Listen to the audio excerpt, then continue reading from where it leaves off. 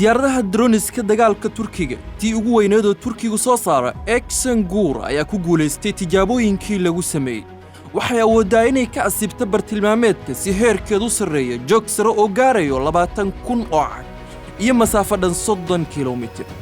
Greek hubka Turkigu waa weyna cabsi gelinaya waana inaan si dhow ula soconaa.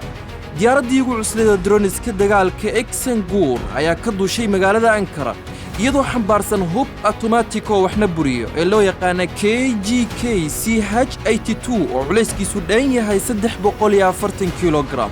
diyaaradda ayaa ku jihaysneed gobolka Sinop ee dhaca xeebta. awoodda diyaaradaha dagaalka Eksengur ayaa ku abuurtay waddanka Greega xaalad cabsi ah. warbaahinta Greega ayaa tir hubka Turkigu cabsi ayuu leeyahay maxaa yeelay bil walba waxay shaaciyaan samaynta nooc cusub sidaasi awgeed waa in si taxaddar leh loola socdaa. guulihi ay ka soo hoysay diyaaradaha droniska Turkiga goobaha dagaal sida Azerbaijan iyo Liibiya ayay weli hadal haysaa warbaahinta caalamka.